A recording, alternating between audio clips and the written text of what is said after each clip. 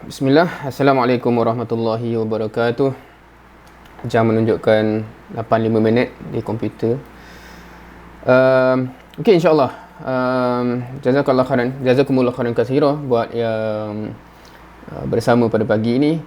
Dan pagi ini insyaAllah kita, seperti yang rasanya siapa yang join ni sedia maklum, kita akan bincang sedikit berkenaan dengan buku ini. Aku nampak buku ni, Millionaire Success Habits, tulisan Dean Graziosi. Mungkin ramai tak kenal kot. Now, untuk pagi ni insyaAllah, ini buat pertama kalinya lah sebenarnya. Saya sebenarnya menyampaikan sesuatu yang bersifat sebegini, menyampaikan satu buku yang bukan buku fikrah, yang bukan buku dakwah. Dan insyaAllah pagi ni kita akan saya akan kongsikan sedikit lah kenapa, why, the big why. Kenapa sebenarnya nak kongsi benda ni in the first place. Dan kemudiannya insyaAllah kita akan masuk kepada part yang awal, part yang apa dipanggil, introduction. Dan kemudian insyaAllah based on masa, kita akan juga masuk kepada chapter yang pertama insyaAllah. Tengok kepada waktu masa kita pagi ni insyaAllah. Dan mungkin bentuknya agak berbeza sedikit dengan siapa yang biasanya yang join ni. Saya rasakan yang join juga ataupun yang pernah join sesi ataupun recording Muntalaq, kemungkinan besar. Jadi mungkin dia agak berbeza atas beberapa faktor lah. Satu, kalau dalam konteks Muntalaq tu dikongsikan almost harfi lah, apa yang dia sampaikan. Kerana itu juga yang saya sebagai penyampai mengimani benda tu. So disampaikan benda yang sedia difahami dan diimani dalam konteksnya yang asal. Cuma bila kita baca buku yang sebegini, buku-buku bersifat road to success, kalau dalam konteks ni bab kewangan, bab financial, bab general wealth, mungkin dia akan ada unsur perbincangan dekat situ lah, kan? Especially sebagai seorang Muslim, bagaimana kita mengamati setiap elemen yang disebut, dan juga nak relate juga dengan sejauh mana dia menepati konsep-konsep dalam Islam. Dan bila nak dikongsikan tu memang disebabkan dirasakan benda tu penting, dan kat situ kita akan sentuh juga why. Satu lagi yang nak disebut dari awal-awal ialah ini adalah siri yang pertama yang saya pernah sampaikan dalam benda yang sebegini, dan juga sesi yang pertama, nak kata episod yang pertama pun mungkin boleh. Jadi dia almost experimental lah pagi ni, kan. Amat experimental sebab tak ada pengalaman personal untuk menyampaikan benda yang sebegini. So insyaAllah segala feedback amat dihargai lah insyaAllah towards the end sebagaimana. Kemudian keduanya ialah siapa yang dah pernah attend mungkin sesi-sesi daurah-daurah pengisian yang saya pernah sampaikan. Personally saya amat suka untuk be to the level of preparation yang memang akan ada slides yang match saya punya penyampaian. So sebab tu saya sentiasa buat slide sendiri, tak kerti guna slide orang lain, supaya dia match dengan my personal way of delivery. However hari ni memang tak sempat nak buat slide, sebab kalau ikutkan siapa yang attend semalam untuk sesi Muntalaq, disebabkan faktor jadual dah letak, biasanya hari Ahad tu Muntalaq, hari ni dah dibawa kepada Sabtu, hari Ahad tiba-tiba free. So terus decide untuk jalankan benda ni, start off, kick off benda ni. Walaupun niatnya dah lama, pernah post di, kat mana pernah post di Facebook dan Instagram, kata ada orang minat ke kalau dikongsikan benda ni. Sebulan 2 bulan dah kot. So rasanya ada masa, kita terus jalan lah insyaAllah. So dia punya penyampaian agak satunya santai insyaAllah, keduanya masih eksperimental lah. So kalau nak kata bedah buku pun mungkin tidak, sebab akan skip. Sebab kalau siapa yang biasa dengan audiobook, audiobook dia akan baca line by line dengan intonasi yang best lah. Ini mungkin bukan jadi audiobook sebab kita tak akan baca line by line sangat. Keduanya pula dia dalam bahasa Inggeris, dan mungkin dia akan ditranslate, setengah benda akan di-quote dalam bahasa Inggeris, setengah benda akan cuba ditranslate dan sebagainya. Okey, itu antara benda-benda yang just nak put in the beginning, insyaAllah. Setiap apa-apa saja boleh komen, boleh tanya dalam chat box tu insyaAllah. Okey, insyaAllah, bismillah. Sebelum pergi kepada konten dia, sebelum pergi kepada apa yang dia tulis dalam ni sendiri, suka untuk saya, okey. Biasanya dalam cover buku Muntalaq akan terbiasa guna ana sebab biasa menyampaikan daurah dalam konteks tu. Dan sebenarnya siapa yang familiar dengan penyampaian saya ni, kebiasaannya memang terbiasa guna word tu, sebab most penyampaian memang dalam audience yang spesifik sebegitu. Cumanya untuk tajuk ni sebenarnya mengharapkan audience yang lebih luas lah sebenarnya, sebab dia topik yang lebih luas. So cuba, tapi akan tersasul-sasul lah, tertukar saya, ana dan sebagainya. Wallahualam. Harapnya tidak ada masalah. So, pertama sekali, kenapa saya nak kongsi benda ni? Kenapa saya dari awal dulu, sejak awal baca benda ni, terniat untuk kongsi. Dan dia sepatutnya terkait lah kenapa sebenarnya saya nak baca pun in the first place. Dan saya rasa benda yang sepatutnya kita nak kongsi tu ialah benda yang kita sendiri nak untuk diri kita, dan kita terasa benda tu amat bermanfaat, hence nak dikongsikan dengan orang lain.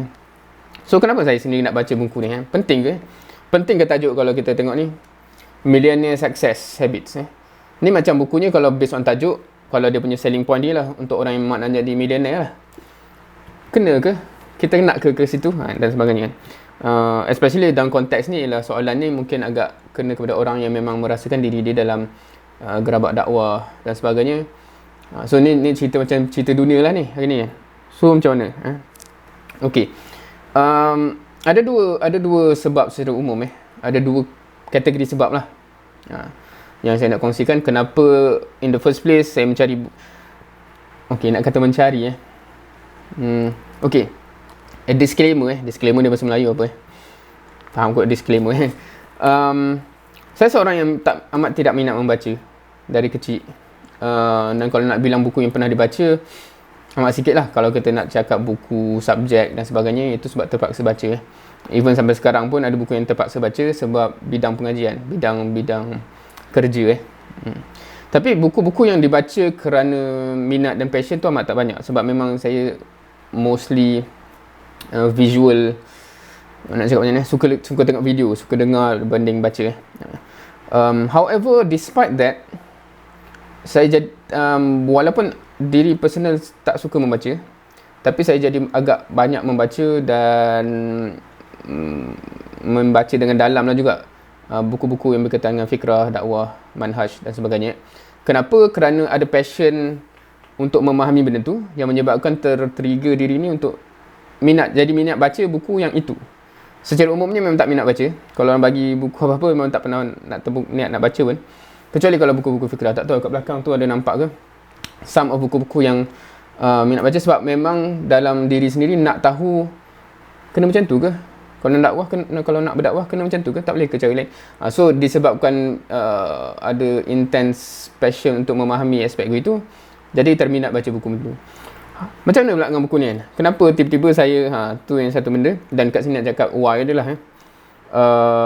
Sebab saya tak ada cita-cita peribadi kalau nak kata millionaire lah kan. Nak jadi millionaire tak adalah passion tu sangat, tetapi ada reason dia. Okay. Reason yang pertama saya sebut tadi, ada dua reason dan nak dikongsi kat sini lah, sama ada dan mungkin boleh dapat feedback juga apa pandangan masing-masing terhadap reason ini. Reason yang pertama, dia terkait juga dengan balik dengan passion yang pertama tadi, passion yang disebutkan tadi, iaitu sebagai seorang Muslim, saya meyakini bahawa seperti mana siapa yang dah lalu, kalau kita ikut Muntalaq tu, kita dah cover sampai bab yang ke-9 daripada yang bab yang awal yang establish hakikat tak nak kita kena berdakwah dan sebagainya, mencapai visi dakwah sebagai seorang Muslim, sehinggalah kepada realiti dakwah tu memerlukan kita beramal jama'i, hence macam mana nak beramal jama'i dan sebagainya. Dan dia akan pergi onwards lah lepas ni. Berdasarkan benda tu, berdasarkan keyakinan diri tu, sebab tu kenapa suka baca buku dakwah dan fikrah, kerana nak memahami jalan tu sepatutnya bagaimana, apakah pengalaman orang yang lalu yang kongsikan pengalaman dalam aspek itu, dan apakah elemen-elemen yang diperlukan. Dan dalam kat sini kalau kita nak simpulkan, ada dua elemen lah, kata-kata elemen yang diperlukan untuk menjayakan visi dakwah, untuk menjadikan visi seorang Muslim tu secara hakikatnya. dia ada dua juzuk jenis elemen lah kalau nak katakan. Tak tahu nak kontekskan macam mana, tapi boleh baik faham kot. Dua konteks. Satu konteks yang kita boleh kata konteks, kita nak kata ruhi lah kot. Konteks ruhi. Konteks nak kata apa untuk mengharapkan bantuan Allah untuk kemenangan yang kita harapkan tu, dia ada aspek ruhi yang explanation dia bukan purely macam aspek duniawi lah, kalau faham. Maksudnya kerana itu dari awal ada surah macam ya ayyuhal muzammil qumil laila illa qalila dan sebagainya kan. Maknanya dia ada hubungan dengan Allah, bangun malam dan sebagainya. So dia ada aspek-aspek itu kan. Dan hari ini kita tak bincang fokus dalam aspek itulah. Itu aspek yang pertama. Aspek yang kedua, dalam nak mengharapkan bantuan Allah juga, sebab kalau kita faham apa yang Allah sampaikan dalam Al-Quran dan mengamati sirah Rasul sallallahu alaihi wasallam, dua aspek ni tak dapat dipisahkan. Satu aspek ruhi tu yang berkaitan direct dengan hubungan dengan Allah. Second ialah aspek sunnatullah kan. Sunnatullah ni ialah menuruti hukum alam yang Allah telah tetapkan untuk dunia ni. So ada sisi tu. So hari ni kita akan fokus kepada faktor sunnatullah dan bila kita baca buku fikrah tu pun dia akan sentuh dua-dua. Satu ialah kenapa kita sebagai orang nak berjuang untuk agama Allah, untuk jalan Allah, jalan dakwah sebagainya, kenapa kena ada sisi ruhi yang amat dia jaga. Walaupun setengah orang kata kena ke tak nampak pun macam mana tahajud setiap malam tu membantu. Dia ada unsur kita dengan Allah tu kan. Tapi ada juga unsur yang kita kena faham, macam bila kita sebut kenapa kena beramal jama'i. Selain daripada ayat-ayat Allah yang mengatakan Allah suka benda tu, ada aspek-aspek sunatullah yang menyebabkan conclusion dia tidak benda tu perlu kan untuk mencapai benda yang besar. So aspek sunatullah aspek faham kot. Kalau ada soalan terhadap apa-apa terma yang digunakan, boleh tanya. Kot tak pernah dengar sunnatullah ke apa kan. Walaupun kalau orang yang dah biasa dengan tarbiyah, mungkin dia agak familiar lah sunnatullah. Now, bila kita cakap aspek ni kan, betul ke kalau kita kata, betul ke dari Islam, dari ajaran Islam tu sendiri, dari hadis ke, daripada sirah Rasul SAW, aspek sunnatullah tu amat penting untuk bantuan Allah yang sama. Macam saya letakkan premis tadi, untuk bantuan Allah turun dalam aspek dakwah dan aspek perjuangan Islam, perlu ada menjaga sunnatullah tu. Dalam sirah banyak contoh yang real dan obvious pada saya lah. Kita boleh ambil satu contoh Perang Badar. Perang Badar, kalau kita in the hindsight, orang kata dah lepas Perang Badar tu, Allah turunkan ayat yang remind Rasulullah dan para sahabat, mereka menang bukan purely kerana mereka. Allah cakap Allah yang bantu, Allah yang bagi kemenangan tu, dan Allah turunkan malaikat yang membantu kemenangan tersebut. Okay, tu bantuan dari langit directly. However, sebelum bantuan itu Allah bagi, Allah tuntut certain level of dua-dua unsur tadi. Rasulullah sampai berdoa kan, kalau kita tahu sirah, sebelum tercetusnya perang Badar tu kan, doa yang diceritakan kalau kita baca sirah tu, Rasulullah SAW berdoa sungguh-sungguh sampai dia angkat tangan sampai nampak ketiak dia kalau dia angkat. Maknanya doa sungguh-sungguh. Disebabkan maknanya kalau kita tengok beat doa dia pun, sekiranya Allah kalahkan umat Islam ketika tu, akan terhapus dan sebagainya. Maknanya doa yang betul-betul merintih kepada Allah. Itu pertama. Tetapi aspek sunatullahnya ialah satu, kalau kita ambil contoh, dia aspek strategi dan sebagainya lah. Kita tahu kisah sebelum tu kan, bila Rasul SAW rasa macam okay, kita akan set up base kat sini untuk menghadapi musuh kan. Ada sahabat yang tanya, ya Rasulullah, ini wahyu ke kita akan set up camp kat sini, ataupun ini pandangan kamu? Rasulullah SAW sebut, ini pandangan aku. Dan sahabat tu kata, okey, kalau pandangan kamu, saya suggest kita pergi ke depan lagi supaya kita yang kuasai air dan sebagainya. Mungkin familiar dengan kisah ni. Bermaksud, just kerana itu Rasulullah SAW, just kerana mereka ni mukmin, beriman, menghadapi orang yang menentang Islam, belum tentu kemenangan tu. Rasulullah SAW menerima cadangan tu dia. Dia tak kata, relax lah, kita kan orang Islam, Allah tolongnya kan, tak payah fikir banyak. Tidak, memang dia amat menitik beratkan strategi yang terbaik untuk mengharapkan bantuan Allah. So itu satu contoh. Kedua, kita tahu in the end, kita bila baca Quran, baca sejarah, kita tahu, oh, malaikat yang turun menangkan. However, hakikatnya hakikatnya tidaklah diturunkan malaikat tu dalam perang Badar until para sahabat ni telah merelakan diri untuk syahid. Maknanya telah marah. Dia bukannya macam tengah perang, tengah perbincangan ni. Okey, macam mana ni strategi nak perang Badar? Malaikat pun datang. Okey, jangan risau. Aku akan bantai dia orang kan. Korang lalu sini, aku sini, malaikat akan lalu sini kan. Kalau begitu, memang nak kata apa confident lah umat Islam tu akan menang kan. Malaikat bersama kita kan. Dia akan bantai orang kafir tu kan. Tapi tidak maksudnya umat Islam tu perlu mengambil kira semua strategi secara lahir ya. Until dah rela untuk pergi to the level yang paling like, tip top punya strategi dan pengorbanan, baru bantuan Allah tu datang. Itu sunatullah yang Allah tuntut. Kalau kita nak ambil kes yang obvious lagi dalam peristiwa hijrah Rasulullah SAW daripada Mekah ke Madinah bersama dengan Abu Bakar. Kisah tu pun satu phrase yang amat famous lah rasanya kan. La tahzan, innallaha ma'ana. Famous kan. La tahzan, jangan takut. Innallaha ma'ana. Sesungguhnya Allah bersama dengan kita. Statement itu bilakah kalau kita bukan nak buat quiz lah, kita just cuba refresh balik. Bilakah statement itu dibuat? Daripada bila Rasulullah SAW menyatakan kepada Abu Bakar begitu kan. Dalam keadaan apa? Dalam suasana apa? Kan? Sebab kadang-kadang kita ni quite interesting. Cara kita ambil seolah-olahnya peristiwanya amat berbeza. Seolahnya macam seolah Rasulullah SAW berlenggang dengan Abu Bakar. Jom Abu Bakar, kita pergi hijrah. Berlenggang. Dan Abu Bakar cuak, tak apa ke kita berlenggang macam ni? Takkan orang musuh datang? Dan Rasulullah respon, relax lah, la tahzan, innallaha ma'ana. Kadang-kadang kita ambil statement-statement daripada hadis dan sebagainya dan kita bawa dalam kehidupan kita seolah begitu. Seolahnya just kerana kita beriman, relax jalan. Kata, tak apa ke ni? Relax kan, Allah bersama kita. Tidak Sedangkan dalam hijrah tu sendiri, Rasul SAW telah menggunakan strategi yang paling baik yang dia mampu fikirkan. Dia tak menggunakan jalan yang biasa, dia pergi jalan yang jauh, yang tak dipikirkan orang untuk, kalau nak ke Madinah tu bukan itu jalannya lah. Kemudiannya dia berhenti dulu di Gua Sur, camp kat situ dan terima berita dari Mekah dulu, apa suasananya kan. Meminta bantuan penunjuk jalan yang lain dan sebagainya, yang bukan Islam pun masa tu kan. Tu contoh-contoh nak kata strategi dan amat berhasil. Maknanya Abu Bakar dan Rasulullah SAW je yang tahu bila dia nak keluar dan sebagainya. Nah, itu strategi yang Rasul SAW ambil sebelum dia cakap la tahzan tu. So kita nak put in context lah. Maksudnya kenapa kita bincang benda ni? Just to refresh, awal tadi kita cakap mengharapkan bantuan Allah dalam usaha kita. Kena ada dua-dua. Satu, hubungan dengan Allah tu. Keduanya, mengambil kira dan memastikan strategi kita secara sunatullahnya yang terbaik.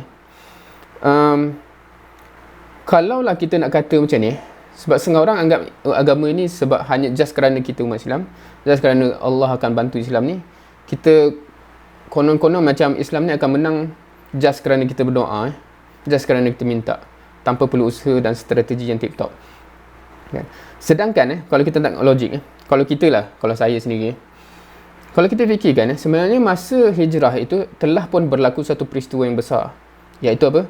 Peristiwa Isra' Mi'raj. Maksudnya Rasul SAW dah pun tahu ada makhluk bernama Buraq tu yang boleh bawa daripada Mekah ke Masjidil Aqsa, daripada Masjidil Haram ke Masjidil Aqsa, dan naik ke langit pun dalam masa satu malam. So kalau nak hijrah ke Madinah tu adalah, maknanya boleh, ya Allah kan, Buraq tu bagilah kan untuk umat Islam ni berhijrah, habis kan. Tak ada susah, tak ada apa kan. Tetapi kenapa tidak begitu kan? Kalau saya bila saya baca sirah tu, saya terkait macam mana kan? Jap kan sebelum tu dah Isra' Mi'raj, dah dia tahu ada makhluk tu, kenapa tak guna je? Kenapa nak susah-susah pula kan? Perjalanan yang susah, lepas tu macam-macam lah kan, kesusahan dekat situ terpaksa tinggalkan satu benda. Kalau Buraq tu kan senang, kita kan sekejap je, so ambil je lah kan. So hakikatnya apa yang kita nak diajar sebagai umat Islam tu ialah Allah menitik beratkan sebelum pertolongan itu datang, sunatullah itu perlu di-fulfill dahulu, di samping add on dengan hubungan dengan Allah, dan Allah akan grant akhirnya malaikat tu turun. So itu kita boleh tengok secara real lah sebenarnya dalam sirah dan banyak kisah-kisah lagi dalam Al-Quran pun disebut benda-benda tu. Dan based on that lah kenapa kita cerita ni, kita nak cerita kenapa in the first place saya tergerak untuk baca buku-buku macam ni dalam tapi belum sampai link dia lagi. First, yang agak obvious link dia ialah kenapa kita baca buku-buku fikrah yang merungkaikan apakah sunatullah yang perlu difahami untuk menjayakan visi Islam, visi dakwah.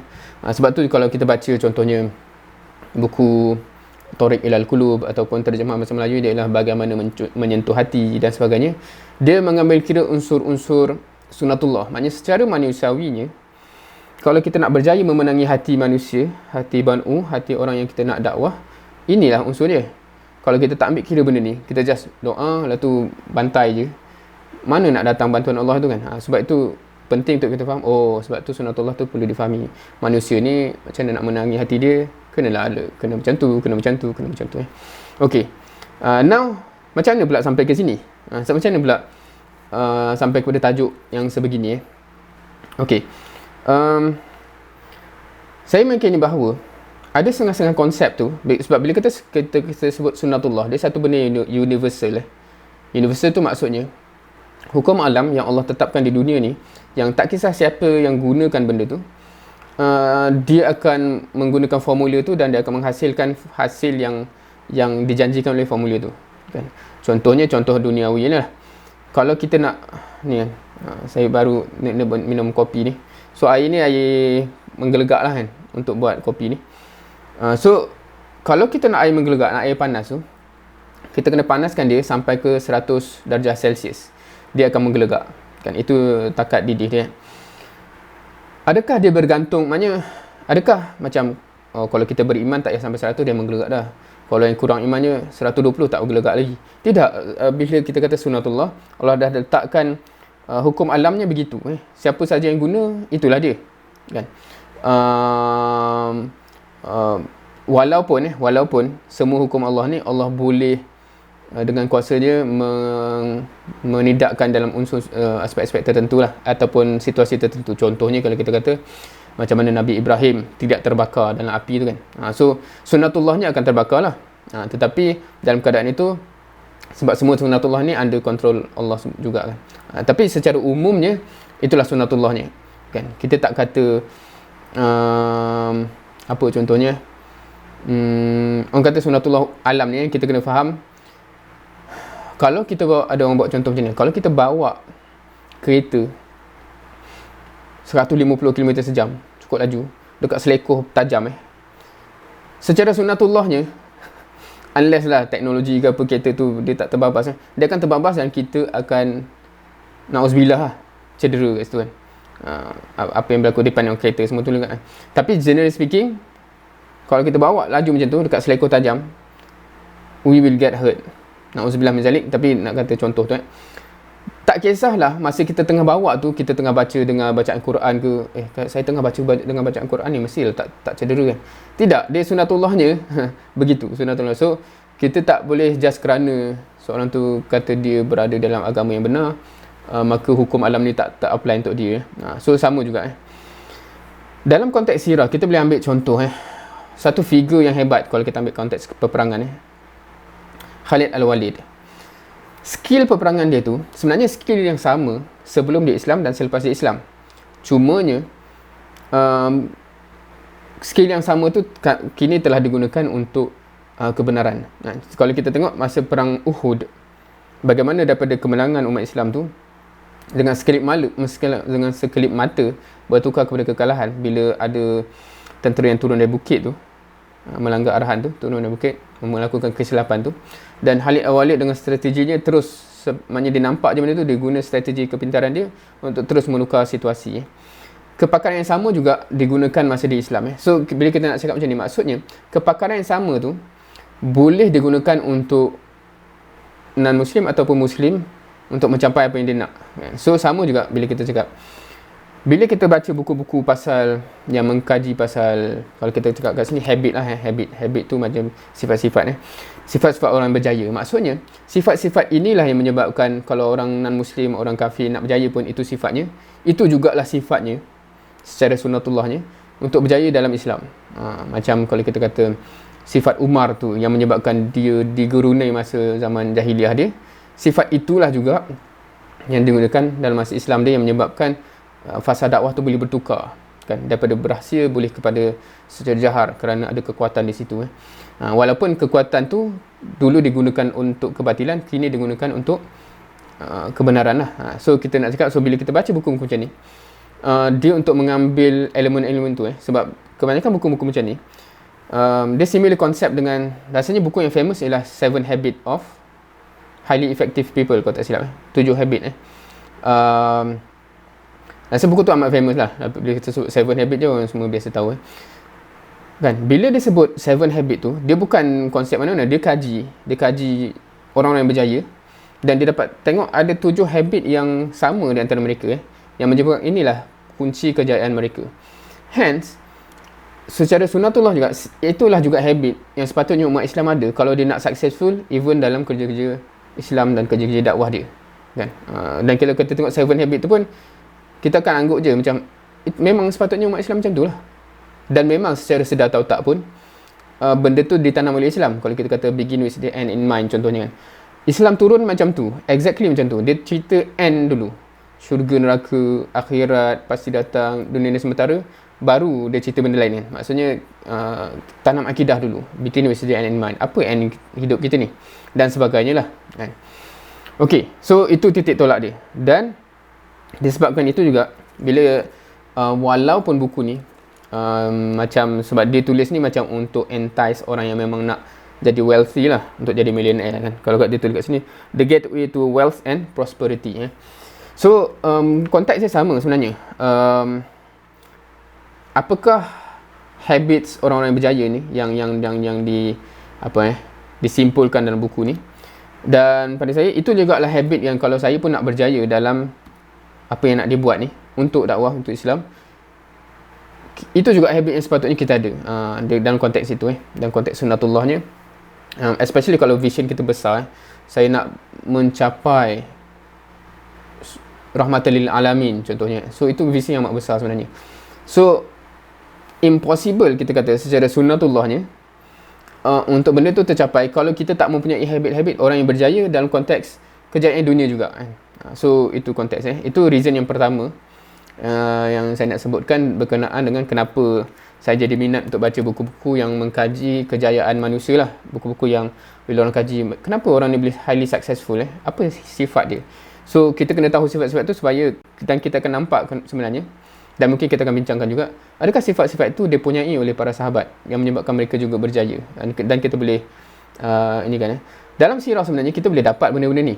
Unfortunately mungkin tak ramai orang yang mengupasnya dalam menyebabkan dia tersusun untuk kita tengok inilah habit-habit para sahabat yang menyebabkan dia orang highly effective. So sepatutnya kita pun ada juga kan.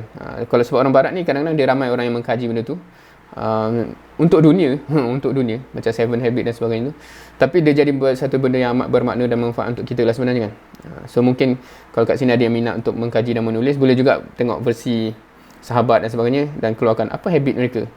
Cuma resources je menjadi mencabar sikit lah, sebab kita mungkin tak ada resources yang penuh untuk kategori sahabat, kecuali yang famous kan, Abu Bakar, Umar kita tahulah, tapi yang lain tu kan, Abdul Rahman bin Auf, apa karakter dia kan. So mungkin source dia susah. Kalau buku-buku macam ni dia kaji orang yang masih hidup kan. So dan dia tahu track record dia dan dia temu ramah, oh macam ni gaya hidup dia kan. Okey, insyaAllah itu yang pertama. Yang kedua pula sebab saya sebutkan tadi, apakah personally kenapa ada dua reason kenapa saya selain daripada buku fikrah dan sebagainya tu, kenapa saya pergi baca buku-buku macam ni. Yang kedua adalah aspek dunia aspek dunia jadi kaya ke apa tu aspek dunia lah tu kalau nak diri-trace balik personally kalau saya pernah sampaikan aspek ni lah dalam satu daurah BFG kalau orang biasa dengar orang back for good, maknanya ada student-student di overseas yang belajar di overseas balik ke Malaysia, kadang-kadang ada daurah-daurah yang dibuat mereka untuk transition kepada alam reality di Malaysia. Saya pernah dijemput, dan antara benda yang saya juga kongsikan kat situ ialah elemen yang saya tak perasan sebelum ni lama sebelum ni saya tak perasan. Selama ni hidup saya boleh katakan macam ni, disebabkan hakikat akhirat tu amat berharga berbandingan dunia, Dan kita boleh ambil banyak macam hadis lah. Contohnya hadis apa? Hadis bangkai kambing tu kan, bangkai kambing yang cacat tu. Kalau dia tak familiar bertanya, tapi sebab saya assume biasanya orang biasa dengar benda ni. Hadis yang bangkai kambing yang cacat tu pun bila Rasulullah SAW dengan para sahabat kat pasar tu kan, bila Rasulullah SAW berdialog dengan mereka tu, menggambarkan sehinanya, serendahnya nilai bangkai kambing. Bukan sekadar bangkai kambing biasa, bangkai kambing yang cacat. Maksudnya dia hidup pun cacat, dia mati jadi bangkai pun, nilai dunia as a whole ni pun lebih rendah daripada nilai itu. So kenapa lah kau nak kejar sangat dunia tu kan? Dan hadis lain jugalah, macam yang pasal apa, 11 sayap nyamuk kalau tak silap, ke lalat, rasanya nyamuk, boleh check Wallahualam. Bila hadis tu kata Rasulullah SAW sabda kan, jika nilai seluruh dunia ni menyamai nilai 11 sayap nyamuk pun, Allah tak akan bagi seteguk air pun kepada orang kafir. Maksudnya, if this world have any value, even to the value, that small value of 11 ayat nyamuk, such a small value, but still adalah value sikit. Kalau ada value sikit pun, maknanya 1 cup of water pun tak akan diberikan kepada orang kafir, sebab Allah tak akan bagi anything of value to them. But dia orang boleh pungut sebanyak mana. Sebab apa? Sebab no value. Ambil lah, apa masalah dia kan. Hadis-hadis yang itu menyebabkan saya macam, buat pula nak kejar dunia ni. Okay. Dan until now masih saya pegang sebenarnya. Cumanya ada satu benda yang berbeza bila berumur meningkat ni lah, yang saya realise, okay, walaupun saya bukan kejar dunia, dan tak sepatutnya saya kejar dunia, tapi ada benda yang patut dititik beratkan untuk maklumat yang pertama tadi. Maklumat yang pertama tu adalah untuk bekerja untuk Islam, untuk berjaya sebagai seorang Muslim dalam dakwah. Pendek cerita lah, bila premise dia macam ni. Premise, setiap orang ada premise yang berbeza dalam kehidupan dia. Untuk kalau kita punya foundation, aku nak berjaya untuk akhirat pun, untuk dakwah pun, kadang-kadang dalam kerangka tu, contohnya saya ambil contoh pesanan saya lah, saya nak anak-anak saya ni semua masuk sekolah yang at least menjaga dia to a certain level. Benda ni mungkin tak applicable untuk semua orang. Contohnya, saya kenal ada seorang tu, hamba Allah tu, yang dia target semua anak dia masuk sekolah Cina sebab dia nak skill-skill yang dia dapat kat situ yang amat berharga, termasuk bahasa, menguasai bahasa Cina tu. Dan bila saya tanya, tapi macam mana nak jaga aspek kefahaman agama? Dia kata tak apa. Sebab dia ustaz. Dia kata saya jaga rumah. So maknanya dia belajar kat situ, apa yang dia dapat, bergaul dengan orang Cina semua, dia dapat semua benda tu, balik rumah dia ajar keperluan dia untuk memahami Islam tu, settle kat rumah. Ada orang yang boleh begitu. Kalau saya sendiri dalam kehidupan saya ni punya jadual dan sebagainya tu, kalaulah dia tak dapat setengah benda-benda fardu ain ke benda kat sekolah, sakit lah. Sebab kat rumah tak sempat nak bagi, agak kecelaluan jadual dan sebagainya. So dalam kehidupan saya ni, dia perlu mendapat serta benda di sekolah. Dan kat sekolah yang paling baik, yang saya rasa option yang ada, ambil lah contohnya sekolah Muslim, sekolah swasta, agama dan sebagainya kan, yang menyebabkan ada financial implication kat situ. Contohnya kalau saya di Gombak ni, ada Al-Amin Gombak yang saya masukkan, roughly lebih daripada RM500 sebulan seorang kan. So bila dia start terasa, masa bila tau, masa dah start 2 orang, 3 orang, 4 orang, maknanya setiap bulan memang kena allocate 2,000 kat situ seorang. Itu tak masuk duit belanja harian dia apa semua kan, uniform ke apa, itu just yuran bulanan. Dan dia start terasa bila ni nanti yang kelima ni masuk, macam mana pula kan. So kita akan baru perasan untuk cita-cita akhirat kita, cita-cita dakwah dan sebagainya pun, rupanya ada kena planning financial juga. Sebab otherwise kita tak boleh nak fulfill apa yang kita cita-citakan tu. So macam okay, kebetulan rumah, ni pun cerita juga kenapa saya pindah ke Gombak. Dulu saya duduk berulang di Kelang, dekat rumah parent lah. Financially jimat lah dalam konteks tu. Tapi tak jumpa anak lah kot. Setiap hari dengan travel jam. Dan bagi orang yang tak ada kehidupan dia, hanya kerja dan balik rumah rehat, dia agak okey tau sebenarnya. Sebab ada orang tanya, kenapa tak beli rumah dekat, adalah tempat-tempat yang baru buka yang harga yang sama boleh dapat banglo. Kat Gombak ni dapat kecil je rumah teres. Tapi sebab value of time tu kan? Sebab saya ni bukan macam orang lain, balik rehat je. Setiap malam ada aktiviti kan, dengan masyarakat ke, usrah ke, meeting ke. Maknanya with that reality, kalau tambah lagi setiap hari sejam setengah pagi, sejam setengah petang untuk travel, is so not productive. Anak memang langsung tak jumpa lah, keluar sebelum terang, balik dah semua kan. So buat decision untuk keperluan agama dan dakwah masa tu, ijtihad peribadi, terpaksa beli rumah yang in the end amount of like 2,000 lebih untuk rumah. Lepas tu kalau anak pula dah 2,000. So macam mana? So kalau pendapatan tak match benda tu, nak bagi faham dari awal, mungkin tak tahulah audience kat sini. So biasanya benda ni amat penting sebenarnya untuk dia realise awal pada pandangan saya, supaya dia boleh plan. So maksudnya point dia ialah, sungguh pun kita tak pentingkan nak kerja dunia, dan kita pentingkan kerja akhirat dan misi dakwah, misi Islam, misi kerja Islam. Dia ada aspek kewangan yang perlu dijaga dan kita kena projek. Kita kena projek tu maksudnya sepatutnya dari awal grad lah, kalau orang kata, kalau kita sebut dengan student, masa grad lagi dia dah kena projek. Okay, roughly saya punya perancangan kehidupan umur berapa kahwin, anak pertama, anak kedua, anak ketiga, anak bila masuk sekolah dan sebagainya. So kalau saya nak boleh perform all out sepanjang kehidupan tu untuk dakwah, kewangan pun kena match dengan keperluan-keperluan tersebut kan. Kalau tak, benda tu akan horn back. Maksudnya kita akan terkekang pada titik itu untuk cari macam mana nak cukupkan duit tu, sehingga kita tak sempat nak fikir dakwah dah. So dia ada timbal balik ke situ. So itu faktor kedua lah, kenapa saya rasa jadi amat penting juga, especially generasi sekarang dalam keadaan kewangan dunia ni, semua harga apa semua tu mahal dan sebagainya. Financial literacy amat kritikal untuk kejayaan akhirat, kalau dia sebutkan begitu. Disebabkan tu juga, walaupun umur dah lanjut sikit ni,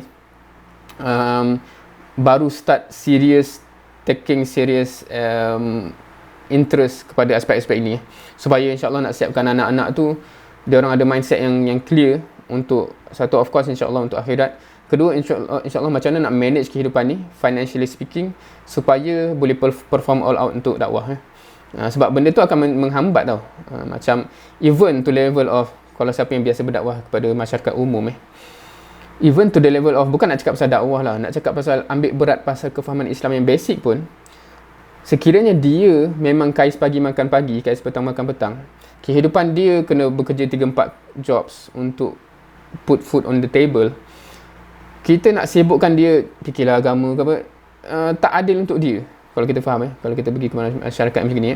Sebab survival paling basic untuk hidup, terus hidup pun dia tak sempat nak fikir habis. Untuk fikir pasal keislaman dia, benda-benda basic yang kita anggap basic tu pun memang dia tak mampu nak fikir. Dia dah fully, maknanya capacity dia kan. So dia ada aspek begitu dia ada aspek, kalau aspek ini tak terjaga, samalah kalau kita kata orang yang terjerat dengan hutang ke apa, dia akan go into a situation yang dia dah kurang rasional dan sebagainya, dan susah kita nak bawa even to the level of basic Islamic understanding apatah lagi kita nak tuntut dakwah ke apa. So bila sedar benda tu, dan baru level of interest peribadi tu meningkat dalam aspek tu macam nak meningkat. So itu dua aspek yang menjadi reason kita baru cakap pasal kenapa saya jadi interest on top of buku fikrah dan sebagainya, tiba-tiba jadi rajin pula mengkaji benda-benda begini macam, so macam mana orang tu boleh berjaya financially speaking, wealth speaking, dan sebagainya kan.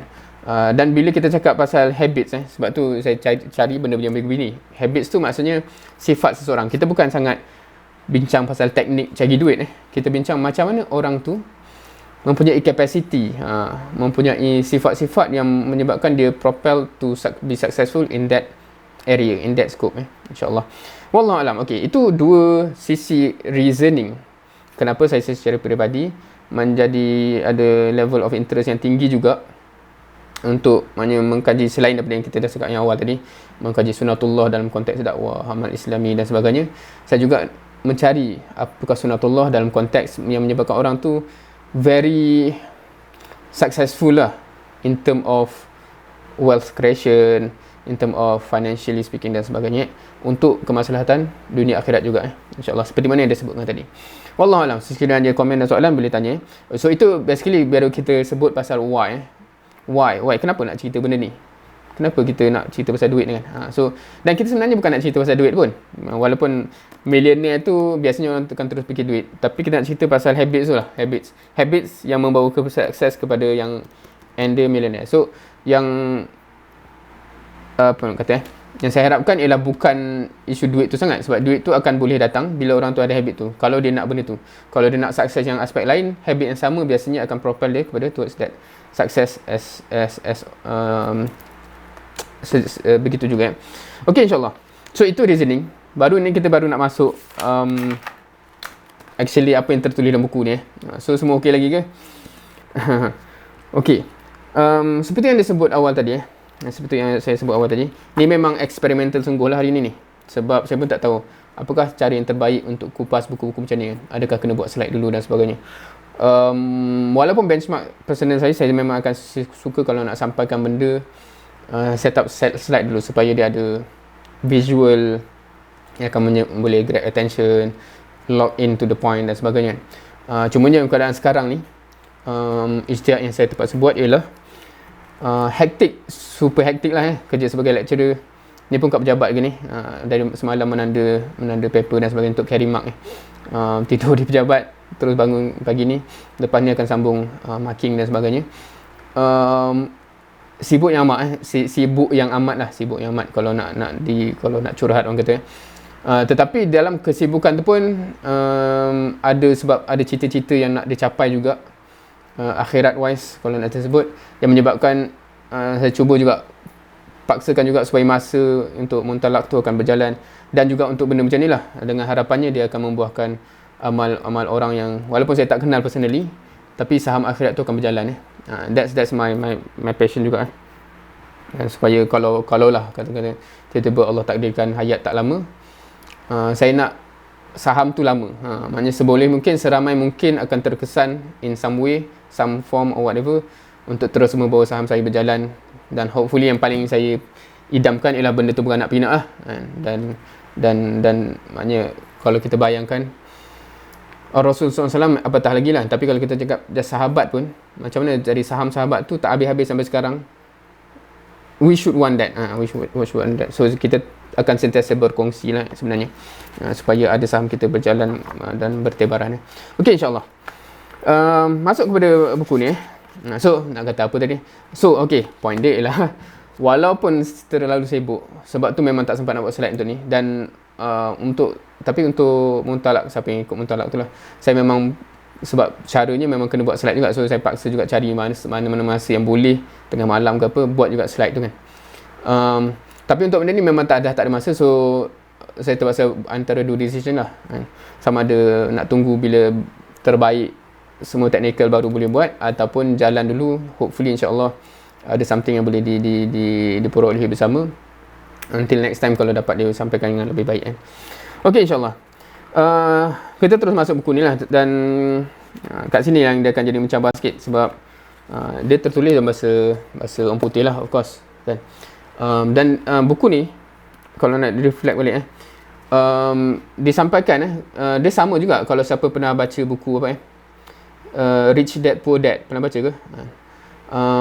Kadang-kadang setengah buku tu dia jadi menarik sebab dia bawa banyak bercerita dia bawa cerita orang tua orang ni, dan dia bawa kesimpulan dan sebenarnya approach tu taklah asing bagi orang yang baca Quran pun banyak guna approach begitu kan. Apatah lagi Quran even declare kisah yang terbaik kan, Ahsanul Qasas dalam surah surah Yusuf bila dia bawa kisah tu kan. So maknanya cerita kisah, cerita peristiwa, cerita lah, bawa cerita dan kemudian bawakan ibrah. Itu approach yang normal. Apatah lagi Allah SWT yang terbaik membawa point pun menggunakan approach begitu So kadang-kadang banyak buku yang orang putih buat pun kadang-kadang approach begitu digunakan, yang agak menjadikan dia menarik lah. Cumanya dia jadi susah lah bila nak dibawa macam ni sebab dia cerita bahasa yang orang putih. Itu adakah saya nak baca word by word kemudian macam mana. So dekat situ jadi saya pun tak kerti sangat. Ni eksperimental So insyaAllah kita cuba yang terbaik. Dan kalau ada soalan tak clear boleh tanya, ataupun lepas ni ada carangan kod-kod, ada yang biasa dengan apakah approach yang terbaik untuk benda ni boleh deliver dengan yang terbaik insyaAllah. Okay, saya akan masuk kepada dia punya introduction introduction ni dia mulakan dengan bawa kisah seorang budak. Dan kat sini saya jangan ambil petik lah. Dia kata okay, kita akan panggil budak ni nama dia JP. Okay, dia ni okay, buku-buku macam ni banyaknya based on US punya cerita US. Maksudnya kalau biasa dengar tak American Dream dan sebagainya. So banyak kisah-kisah inspiring stories pun dia bermula dengan immigrant parent Maknanya parent yang datang dari negara yang mencabar kepada US untuk mencari harapan baru. Kemudian ni banyak cerita pasal generasi kedua anak-anak yang immigrant parent ni, bagaimana dia come from nothing to something lah, kalau kita nak kata maksudnya daripada immigrant parent hidup susah, kemudian dia reach to bila orang secara duniawi orang kata oh that is successful. So ni buat satu contoh, dia buat satu contoh, dia ambil cerita daripada 1944 lama dulu ni, cerita 1944. Dia kata ada budak ni, kita panggil nama dia JP kan, dia lahir daripada immigrant parent lah, maksudnya datang dan hidup dia susah sebagainya. So saya tak ceritalah detail dia kat mana dia hidup, sebab yang best ni kalau kita baca sendiri ialah dia set the mindset lah, kita terbawa kepada reality tu kan. Oh hidup dia macam tu oh siannya dan sebagainya. Tapi saya tak mampu lah nak cerita to that level saya just bawa point-point kasar je. So kita faham hidup dia susah, daripada tak ada apa lah, biasa immigrant parent dia datang memang selai sebinggang, kemudian nak memulakan harapan baru untuk anak-anak Kemudian dia cerita pasal masa dari kecil lagi, even cikgu-cikgu kat sekolah dah label dia orang ni tak ada harapan. Tu ceritanya lah, maksudnya dia bawa cerita tu, dia ada setting lah apa yang berlaku kat kelas tu, sehingga cikgu sekolah rendah sini pun kata budak-budak ni jangan jadi macam dia orang ni memang tak ada harapan, tak ada masa depan ni. Dia orang dah dapat chop tu dari kecil. Kemudian dia cerita, dia kata ni diceritakan oleh orang ni sendiri yang kita kata nama, kita panggil dia JP for the time being. Dia kata dia dapat habit kejayaan, sebab dia cerita ni dia cerita masa dia dah berjaya, dia cerita masa dia kecil. Dia kata habit yang pertama yang saya dapat, ni belum lagi masuk cakap pasal tajuk buku ni habit, tapi dia nak cerita ni nak setting the scene dulu maksudnya apa yang kita boleh dapat dia cerita ni. So dia kata dia dapat habit yang pertama, habit kejayaan yang pertama tu masa dia start kerja, masa dia kecil lagi kan. Masa dia kata first job yang dia ada masa umur dia 9 tahun kan. Wallahualam, kita kat Malaysia ni boleh appreciate kan, budak-budak 9 tahun dah start bekerja cari duit. Mungkin ada sebenarnya kalau kita tengok kat kawasan orang yang susah dan sebagainya, dan tolong mak jual nasi lemak ke apa, jual kuih, kadang-kadang ada kan. Kalau kita, wallahualam, saya tak kenal audience ni, tapi kalau kita kebetulan alhamdulillah macam saya sendiri dah lahir dan keluarga ayah pun pensyarah, so kalau kita middle class pun hidup selesa kan. Kita tak terfikir dari kecil macam mana nak bantu mak cari duit. Ni umur 9 tahun, kalau family background macam ni kita boleh appreciate dia orang terpaksa cari kerja tolong. So dia kata dia jual surat khabar apa semua kan. Dan dia kata kat sini lah gajinya hanyalah RM1 ataupun dolar lah, $1.25 sejam dan dia membersihkan tempat lah dia macam orang yang clean So dia kata disiplin dia, walaupun gaji ciput macam tu, tapi disiplin dia dari kecil ialah buat kerja sungguh-sungguh. Dan dia wordkan kat sini macam buat kerja seolahnya macam majikan tu duduk tengok 24 jam lah, ataupun berapa jam bekerja tu kan. So dia kerja tu, dia sampai dia kata yang menggajikan dia tu bila datang macam oh tak ada debu lah, tengok sini tak ada debu, tengok sini macam power sangat lah dia punya tu kan. Sehingga kan dia kata macam oh awak ni kerja macam seolahnya saya duduk tengok awak macam tip top lah dia punya kerja. Dan dia happy sehingga dia bagi gaji yang lebih untuk dia berbanding orang lain kan. So dia kata dia dapat up kan, walaupun tak banyak lah kalau kita tengok jumlah tu Dia kata okay, dia naikkan awak daripada RM1.25 atau $1.25 sejam kepada $1.50 sejam naik 25 sen je pun sejam. Tapi dia kata sebagai dia budak masa tu, itu macam dah menang award lah tu kan. Macam wah, ni orang lain tak dapat rate ni, dia dapat seorang kan. So dia kata dia belajar awal kat situ, kalau you nak being successful, sebelum orang minta, sebelum nak janjikan apa-apa, kalau kita kerja seolah-olah kita sentiasa diperhatikan sepanjang jam tu. Sebab kita biasa tak macam tu, kita macam sepanjang kerja tu kita slack off lah kan. Kalau kita muhasabah sekarang pun macam tu, waktu kerja tu berapa jam yang kita pergi tengok social media dan sebagainya. Dia kata dia macam sepanjang dia kerja tu memang kerja tip top.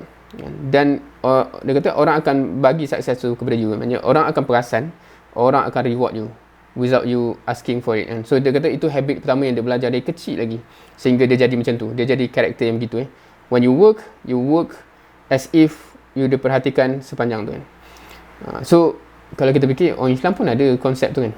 Kalau kita kata ihsan kan, apa tu ihsan? anta'budallah ka'annaka tarah kan. Macam familiar hadis tu, maknanya kita beribadah kepada Allah seakan-akan kita nampak Allah. Tapi of course kita tak akan nampak Allah, dan kita yakin Allah nampak kita. Maksudnya that's the sense maknanya seolahnya kita sentiasa diperhatikan, dan kita yakin, kita sedar kita sentiasa diperhatikan, kita akan jadi perform to that level dan Allah akan sukalah benda tu kan. So itu agak interesting. Itu habit yang pertama, dia kata dia belajar daripada umur 9 tahun lagi, yang menyebabkan karakter dia begitu. Wallahualam, dan sepanjang kita cerita ni, kadang-kadang ada yang dapat poin-poin yang tambahan ke apa yang tak ada cerita secara detail kat sini, boleh juga ambil. Contohnya macam, oh interesting ni, macam mana dia dari 9 tahun develop disiplin dan kefahaman begitu. Macam mana kita nak buat kat anak kita macam tu Sebab kat sini dia di reward dengan bekerja macam tu tanpa disuruh. Dia jadi macam tu, dia dapat reward tu dan dia kata, oh inilah dia habit yang perlu ada. Tak tahu macam mana kita nak implement, sebab kadang-kadang kita dengan anak tu dia lain sikit. Kita kena gula-gula dulu. Kat situ yang susahnya ialah dia buat, tapi bila lepas tu gula-gula tu dah tak ada, dia tak buat lah kan. Sebab dia bukan dia reward bila dia initiate, dia di reward. So aku kena sentiasa initiate lah macam ni kan. So itu wallahualam, itu parenting punya cerita. Saya pun sedang banyak figuring out lagi. Okay, now dia buat cerita ni, dia kata okay, kalau setengah orang akan kritik benda ni, dia kata oh kalau macam tu kena jadi yes man lah kena jadi sentiasa pleasing the boss lah maknanya kena buat benda yang boss suka ke apa. So dekat sini dia kata okay, first kita kena distance kita dalam persepsi kita tengah nak bincang apa konteks kita nak bincang apakah karakter orang yang berjaya long term. So sebab setengah orang dia very pessimistic, nak cakap apa very negative bila kita bincang benda-benda ni, macam oh macam tu kena jadi yes man lah, yes boss lah. Maknanya dia start bawa kepada perbincangan macam itu kan. Sebenarnya kita nak bincang, kita nak bincang apakah karakter yang sepatutnya seorang tu ada untuk dia propel kepada kejayaan yang jauh lebih besar lepas tu kemudian. So kita bincang habit-habit yang ada. Okay, so kat sini dia nak cakap dia balik dia cara buku ni dia tulis, dia bawa cerita, lepas tu dia balik kepada kita, bawa cerita balik kepada kita. So dia kata okay, kita pun sekarang kita nak fikir apakah habit yang kita perlu ada in the complete version of ourselves, tapi dia perlu perubahan yang kita dapat habit baru, tukar habit sikit sehingga kita menjadi orang yang totally different habit wise, character wise. So dia cakap so itu mindset kita sekarang lah, kita cuba develop bit by bit, InsyaAllah kita akan jadi orang tu kan. So macam dia kata budak ni dia develop dari kecil lah sampai dia dewasa. Okay, so dia cakap jugalah benda ni universal.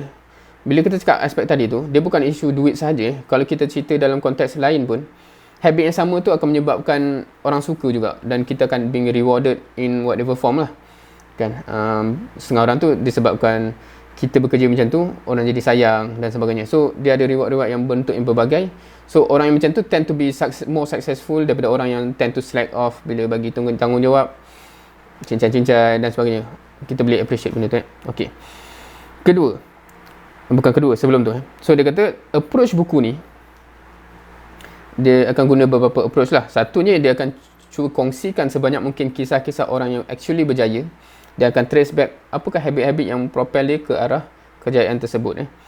So itu yang biasanya kita bawa. So balik kepada cerita JP tadi tu, so dia cerita lah, maknanya kisah hidup dia lah basically. Lepas dia graduate high school, dia tak pergi college, dia pergi masuk Navy, masuk tentera, dan dia bekerja sebagai janitor dan sebagainya.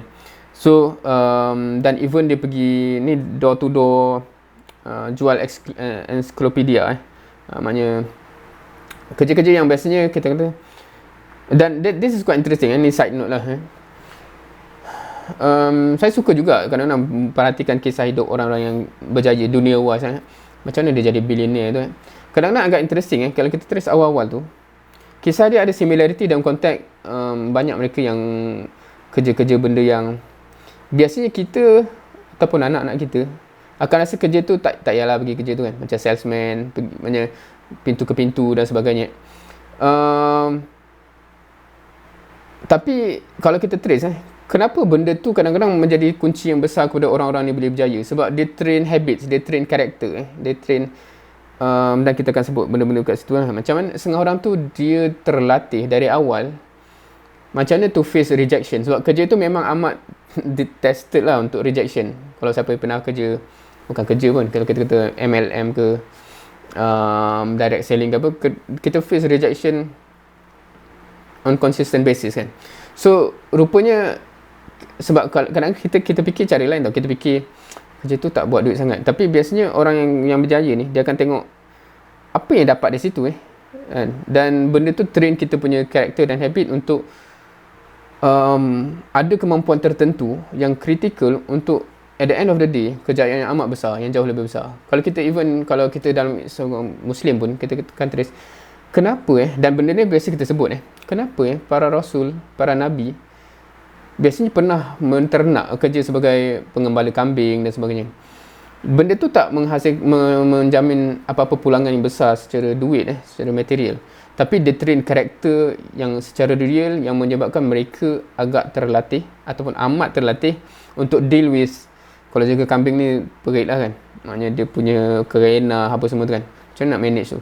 So dia terlatih karakter-karakter yang penting So benda ni biasa kita dengar kan. Cumanya kita jarang, kita bila baca kisah tu, oh sebab tu Nabi power kan. Kita tak pergi to the next level kan.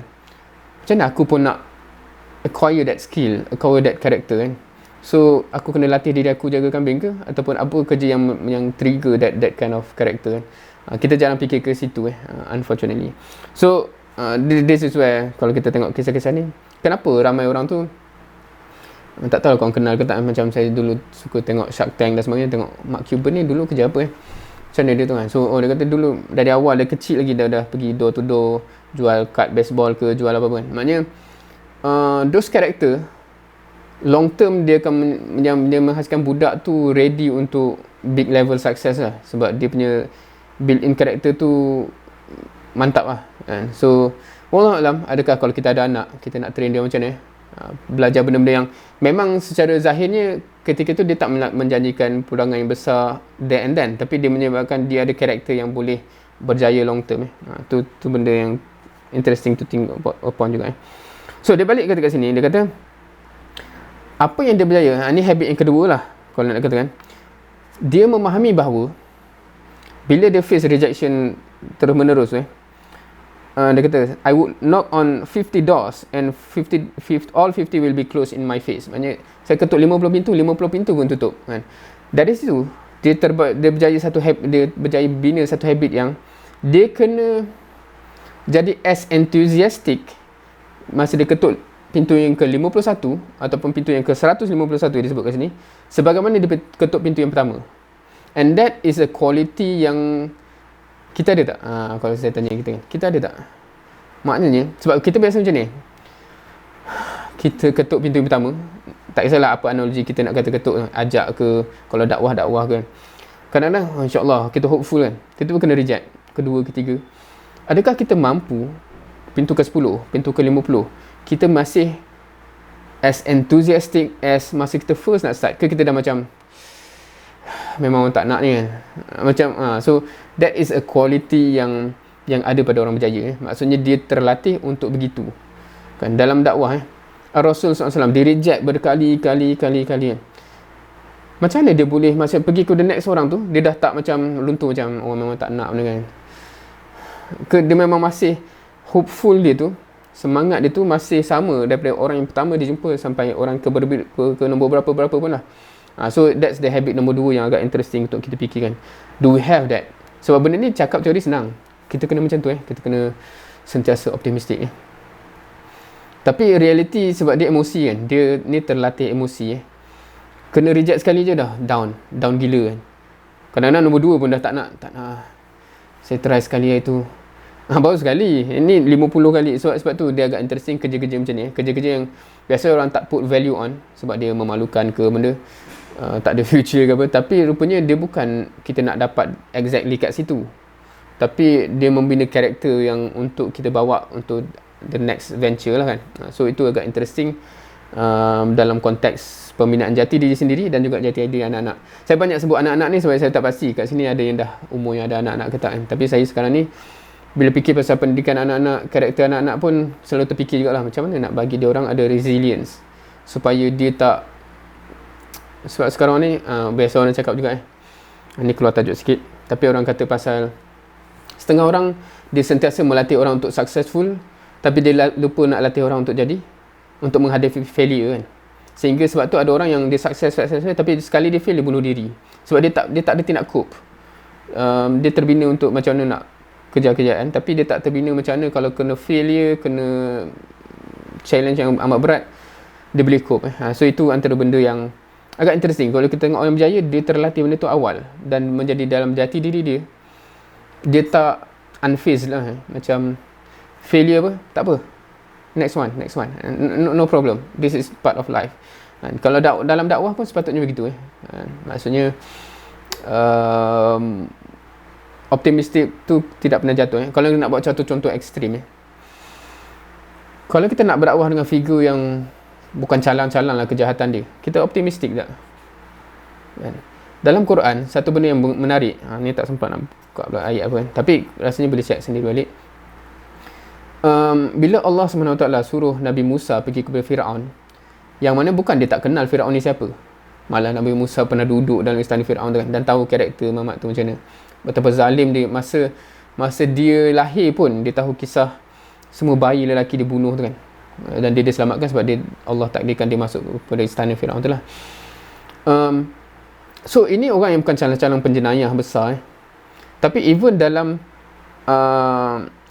arahan Allah kepada Nabi Musa pun dia suruh optimistik. Ayat dia macam, pergilah balik pengingatan, harapnya diinsaf. Maksudnya quite interesting. Kalau kita tadabbur Quran, kita akan jumpa poin-poin macam wah. Sebab kita kalau sekarang kita cakap pasal orang-orang yang even ramai orang Islam sekarang, Islamis, orang Islam yang rasa diri dia berdakwah, dia akan pandang orang Islam yang agak zalim ke, teruk ke kan. Soalannya kita tak ada harapan tau. Quite interesting bila kita tengok Al-Quran, even Fir'aun yang ada track record kejahatan yang bukan calang-calang, Allah suruh optimistik. InsyaAllah, hopefully kalau kita bawa approach macam ni, dia akan lembut hati, insaf ke apa kan. Which is quite remarkable lah. Maknanya seorang yang nak menjadi pendakwah tu, dia kena ada jiwa yang begitu, sentiasa optimistik. Bukan macam dia punya track record macam tu kan, kau nak apa kan. Kalau kita kata nak dunia sekarang punya ekstrim, kita optimistik tak kalau nak bawa Islam ke Donald Trump? Agak interesting soalan tu. Sebab kalau nak kata Donald Trump tu adakah sejahat Fir'aun? Komen tak lah. Even kalau kita nak kata kisah Fir'aun tu, adakah Allah tak tahu Fir'aun tu akan terus stubborn, akan terus degil, akan mati sampai tu? Allah tahu. Tetapi Allah nak ajar kepada da'i, because kita tak tahu kan. You have to be very optimistic. Dan kita akan sentuh tempat lain juga sebab even apa yang kita belajar dalam sirah Rasul SAW,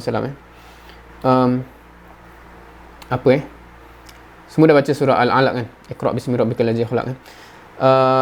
Kalau kita tengok portion yang kedua, surah itu, dia cerita pasal Abu Jahal.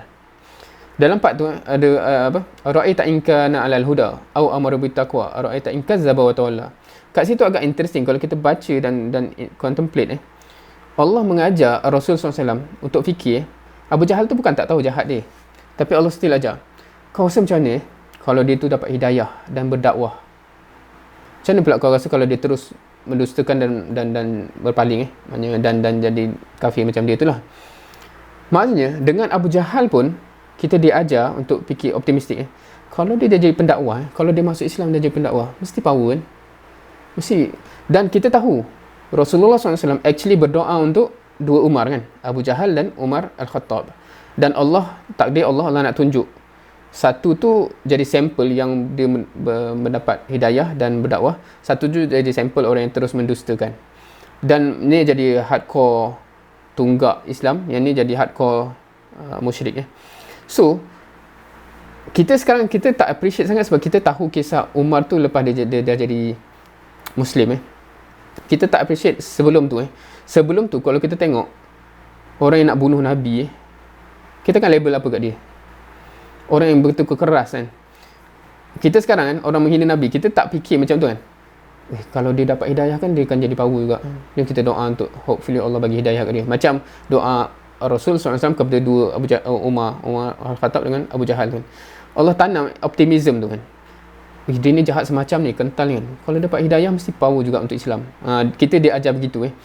And sepatutnya somehow mindset ni hilang dalam konteks orang kita sekarang, unfortunately lah. Sepatutnya dari zaman Nabi Dari zaman sahabat dia tanam gitu Sepatutnya kita lihat orang yang degil semacam tu. Itu kan kalau dia dapat hidayah kan mesti jadi pejuang yang hebat sebagaimana Khalid Al-Walid, sebagaimana Umar Al-Khattab dan sebagainya. Okey, balik kepada cerita ni. Tak habis kita cerita ni. Tapi itulah, maknanya saya ni jadi bila kita baca buku macam ni pun saya sentiasa terrelate dengan benda-benda tu benda-benda yang dekat dengan hati dan point dia sama point dia kita dapat kat situ ada parallel lah dan antara kejayaan bila kata-kata general ni secara duniawi tu dengan karakter kejayaan dalam Islam juga so kita nak cuba ambil. Okey, so dipendekkan cerita pasal JP ni. So dia kata kerana karakter itu, dia kata biasanya track record orang-orang yang door to door penjual ni biasanya ditahan berapa lama dia sebut kat sini. Tak lama lah, jarang orang kerja lama kerja macam tu sebab memang tak tahan, memang perit, memang face rejection after rejection, stress kan.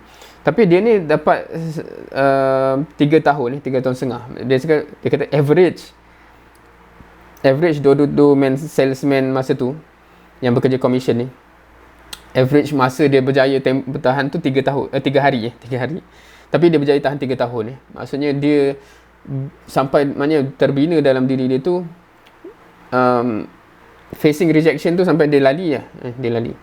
Okay, so tapi dia cerita kat sini juga macam despite dia punya work ethic and power, dia akhirnya dia still jadi homeless. Dia pandang dia cerita sebab dia ada cerita-cerita unfortunate dia macam nanti tiba-tiba isteri dia apa semua tu, isteri dia tinggalkan dia, bawa lari duit apa semua, dia tinggal dengan anak seorang, tak ada duit. So cerita dia panjang lah macam mana tiba-tiba dia jadi homeless walaupun dia pekerja yang hebat tapi pekerja yang hebat tu pekerja yang hebat dalam konteks minimum wage lah. Kalau kita tengok semua cerita tadi tu dia still minimum wage Okay, tapi dia kata walaupun circumstances dia mencabar dan susah tu, tapi sebab dia dah terbina karakter yang dua tadi yang dia sebut, kerja memang macam sentiasa diperhatikan, so kerja sentiasa tip top, dan at the face of adversity dan menghadapi kegagalan tu dia unfazed lah, macam tak menjatuhkan semangat dia. So dia start bisnes dia sendiri So dia kata walaupun dia hanya ada RM700 dalam poket dia masa tu, dan orang kata tak yalah start bisnes mana, tak ada future dan sebagainya, dia kata apa word dia, naysayer ni, macam mana orang sebut, kat mana dia sebut tadi, maksudnya dia tak terkesan dengan kritikan dan kata-kata negatif orang dan rasanya ini benda yang kita amat biasa dengar. Orang kata apa orang yang berjaya ni naysayer, apa dia punya word dia, maksudnya dia akan boleh, dia ada karakter yang nak kata apa ignore the naysayer, macam tu ke word dia, lupa lah. Maksudnya orang akan sentiasa kata-kata yang okay, macam mana cakap biasanya orang yang keluarkan kata-kata ni, dia bukan ada niat jahat tau. Dia bukan, jom kita jatuhkan semangat dia. Dia tak macam tu. Dia macam, kita nasihat dia sikit kan. Kerja-kerja tu tak ada future. So, kita cakap ke dia macam tu. So, biasanya niat baik. Tapi, secara tak sedar, kadang-kadang kata-kata yang dengan niat yang baik tu amat menjatuhkan moral seseorang. Secara tak sedar lah. Dan kadang-kadang kita rasa, memang bagus semua sebab janganlah dia ada moral kat situ, tak ada future dan sebagainya kan. Kadang-kadang kita fikir macam tu. Tapi, kalau kita tengok orang yang berjaya, duniawi, of course, biasanya dia akan ada cerita-cerita macam ni. Dia ada cerita orang selalu kata tak akan berjaya dan sebenarnya dan dia push through dan akhirnya dia berjaya. So dekat sini dia kata kejayaan dia bukan jadi kaya lagi ni. Dia kata masa tu semua hutang dia, semua bil-bil dia dapat berjaya, dan dia kata ada lebih $2,000 lah dalam bank.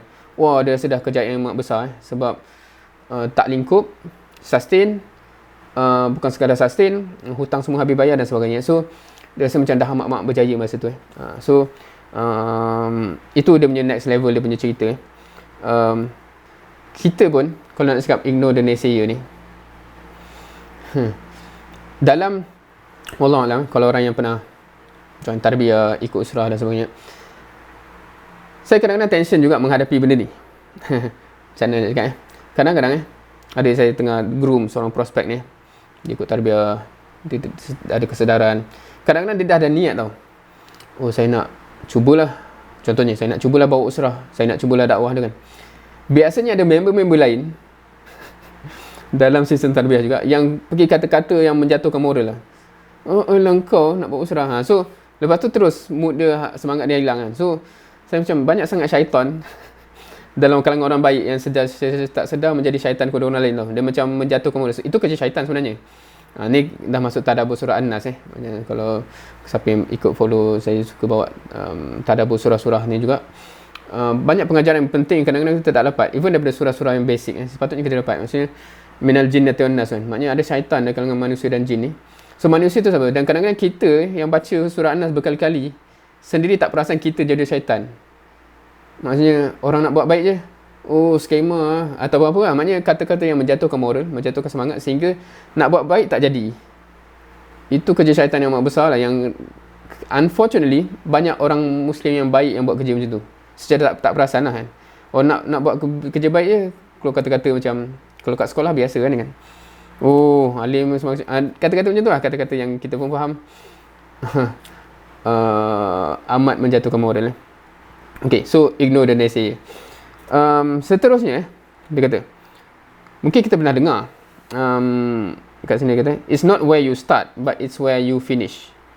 Pernah ke dengar benda ni kan? Wallahualam, kata-kata ni mungkin tak famous di Malaysia kot ni, tak tahu apa.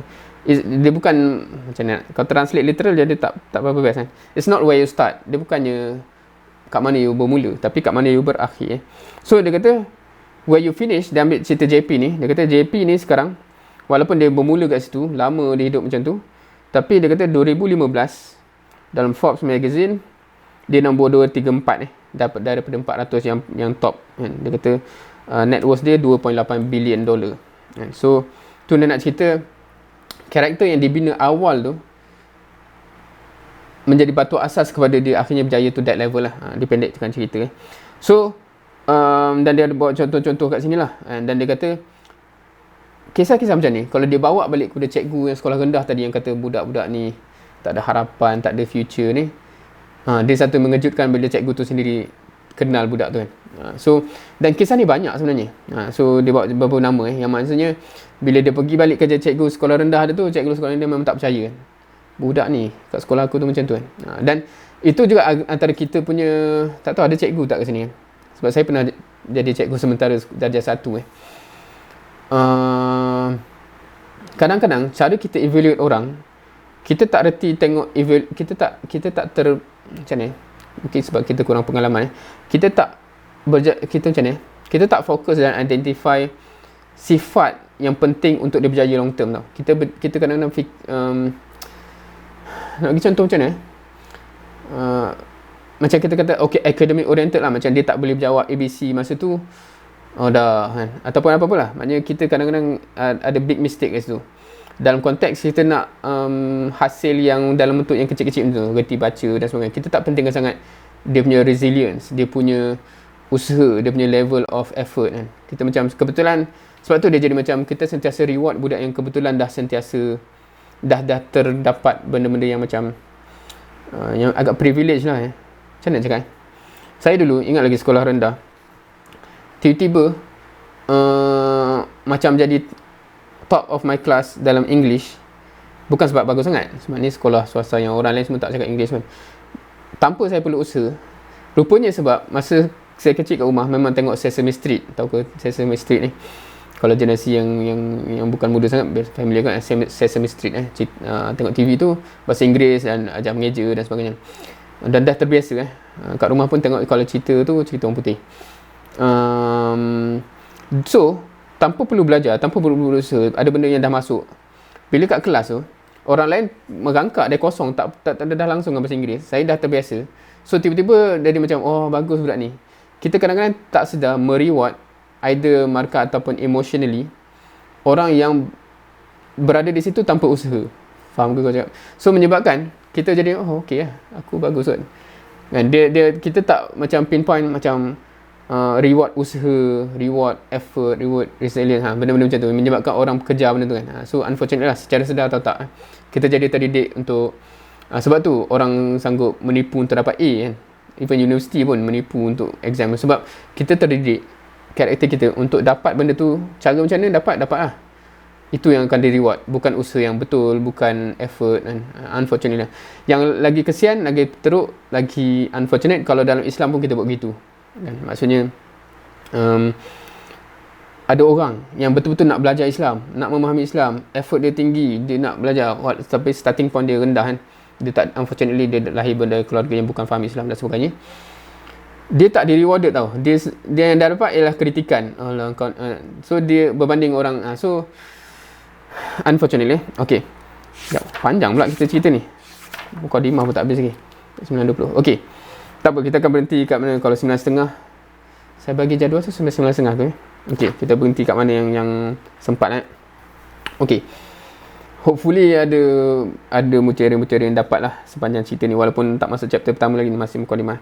Okay, so yang dia nak dinyatakan kat sini ialah bila cerita dengan cerita inspiring stories macam ni, yang kita sepatutnya dapat ialah macam mana dia climb, macam mana dia panjat, macam mana dia propel daripada zero kepada kejayaan tu. So itu yang kita nak, dan dalam konteks habit tu, dalam konteks karakter dia, sebab itu yang kita boleh emulate. Kisah spesifik macam kebetulan dia buat bisnes tu, kebetulan masa tu ada pergolakan ekonomi, kebetulan, itu semua benda yang kebetulan, yang macam kita tak boleh nak emulate. Hakikatnya kehidupan kita sekarang daripada orang tu. Tetapi yang kita boleh emulate ialah sifat-sifat dia. Dan unfortunately kadang-kadang kita tak dapat benda tu. Ramai orang bila dia dengar kisah orang berjaya, oh dia buat apa ni? Dia buat bisnes tu, aku nak buat bisnes tu jugalah. That's not the point actually. Kalau kita faham the point is, kita kena ada karakter dia, so that bila kita masuk apa-apa pun, karakter tu yang akan mempropel kita kepada kejayaan. Itu sunatullahnya. So kat sini dia ambil contoh tu. Dia kata satu cerita satu benda yang sepatutnya kita dapat juga. Tak tahulah yang audience ni pernah tengok ke cerita-cerita macam Pursuit of Happiness Will Smith tu, ataupun contoh cerita yang orang akhirnya berjaya walaupun dia start dengan keadaan yang amat-amat perit lah, amat-amat struggle. Poin yang sepatutnya kita dapat ialah tak kisah seseorang tu bermula kat mana, sebenarnya dia boleh capai apa yang nak capai kalau caranya betul. So sebab kita kadang-kadang menyalahkan takdir tau. Macam nak buat kan, saya kebetulan dah lahir macam ni, ataupun background saya macam ni, dan ataupun saya memang tak kerti benda ni. Maknanya kita tend to seolahnya meletakkan benda tu adalah faktor yang menyebabkan hakikat kita tak boleh berjaya. So itu satu benda yang tak sepatutnya ada, right? Tapi nak pergi ke situ memang perlu komitmen lah. Kalau kita tengok semua kisah kejayaan ni, satu consistent karakter yang ada ialah you are committed to what you want to achieve, kan? Kalau dalam Islam pun sama, kan? Yang berjaya dalam dakwah semua tu, you are very committed to what you want to achieve. So sepatutnya kita ada. So sebelum kita cerita bab-bab yang sebab dia cerita tu, kenapa benda ni penting untuk realise ialah kita boleh baca buku ni, kita boleh dengar semua syarahan pengkongsian orang berjaya dan sebagainya, unless we are committed, kita tak dapat replicate benda tu. That's the fact. Itu hakikat kehidupan. Now lepas tu dia buat konteks juga. Dia kata ada satu benda yang hakikatnya kita nak balik kepada kita ni. Satu benda menarik ialah era kita ni era yang amat berbeza daripada sebelum-sebelum ni, iaitu era teknologi. Era teknologi dan maklumat orang kata, yang menyebabkan secara sedar atau tak, era ni menyebabkan kita semua jadi amat sibuk tanpa bergerak ke mana-mana. Faham kan dia bawa analogi treadmill. Dia kata kita jadi makin laju tau berlari, tapi kat treadmill tu tahu apa bahasa Melayu treadmill? Tahu kot treadmill, orang yang exercise dekat benda platform yang berpusing berjalan tu kan. So maknanya kita berlari makin laju tapi sebenarnya kita duduk setempat. Dia kata secara sedar atau tak, era teknologi ni menyebabkan kita jadi begitu. Kita jadi macam, kita rasa macam kita buat banyak benda setiap hari. Reply email, reply message, baca WhatsApp, banyak benda kita buat. Jadual penuh. Tapi kenapa kita masih stagnan berbanding orang dulu? Taklah sesibuk kita rasanya. Tapi kenapa dia boleh pergi lagi laju successful rate. So itu dia kata satu benda yang kita kena realise juga. Kadang-kadang kita tak sedar dan kita fokus kita menyibukkan diri rather than take a step back. Sekejap. Aku nak apa ni sebenarnya? Kenapa aku sibuk-sibuk macam ni? Perlu ke sibuk-sibuk macam ni? Sebab ada banyak benda tu yang menyibukkan kita. Dengan, kalau orang yang menceburkan diri dengan benda-benda yang ada orang pernah share, dia kata dia stress lah. Isteri dia ni sejak rajin buka Facebook ni, setiap hari sibuk je, sibuk mereply dan bergaduh dengan orang lain. Macam kau tahu lah kau siapa yang biasa rasa family dengan Facebook. Kadang-kadang kita tengok satu post tu, lepas tu kita tengok ruangan komen dia kan.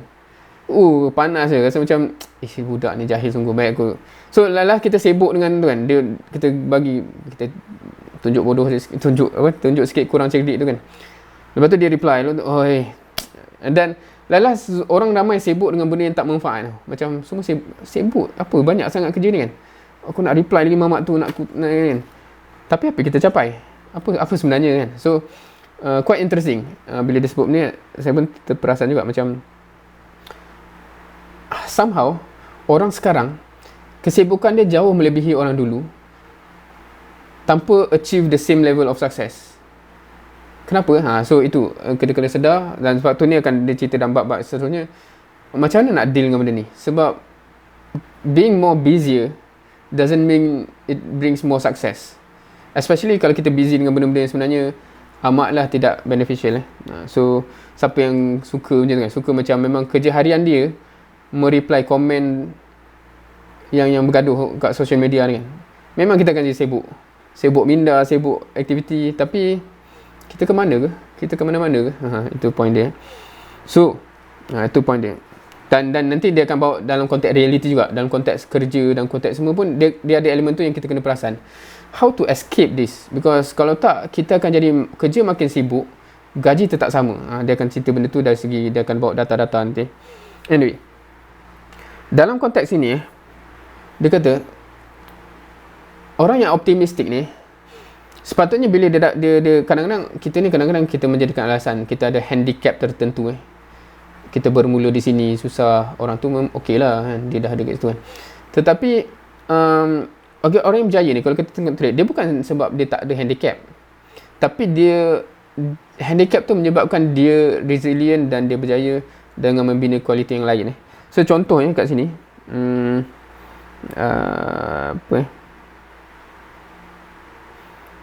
so okay, dia cakap pasal diri dia, penulis ni. Dia kata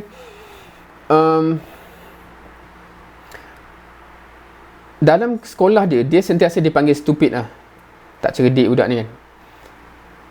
Kenapa rupanya sebab dia kata dia ada disleksia.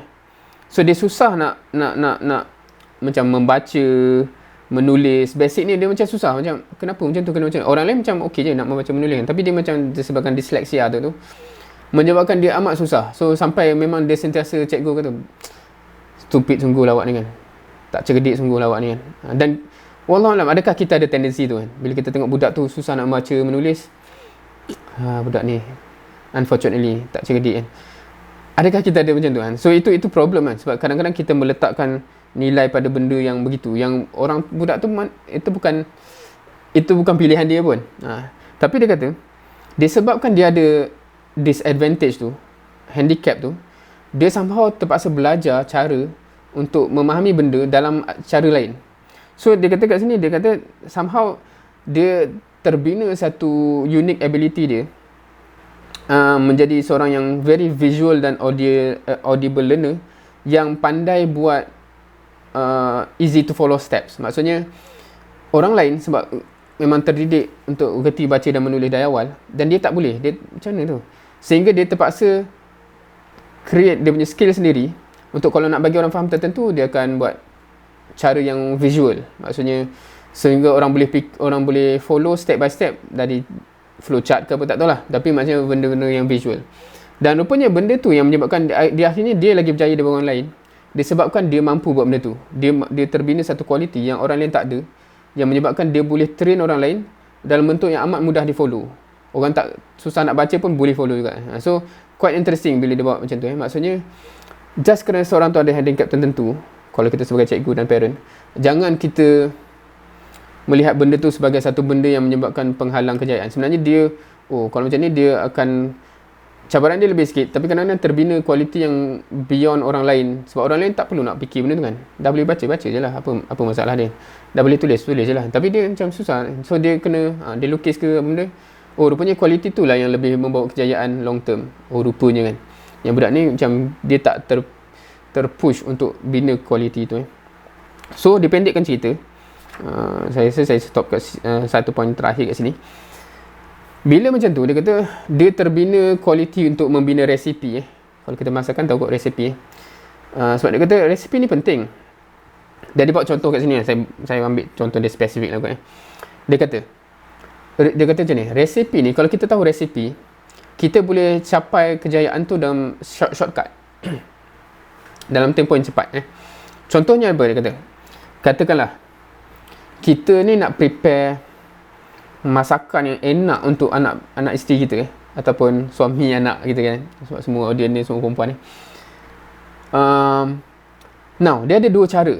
Kita nak kata ni nak prepare bukan sedap biasa ni, sedap luar biasa sedap sedap level pergi restoran 5 star ataupun Michelin tu dia panggil apa Michelin star, tak ingat lah apa benda yang pasal chef ni punya cerita. Nak level tu, dia kata ada dua cara. Satu cara yang biasa ialah kita masuk ke cooking course, masuk Italian course, pergi pada culinary institute dan sebagainya. Lepas bertahun kita akan ada quality tu kan, kita terdidik untuk tahu macam mana bau apa semua tu lah. Macam kita akan jadi pakar benda tu, kita boleh prepare food yang isteri kita atau suami kita, anak kita akan wah ini level lain macam.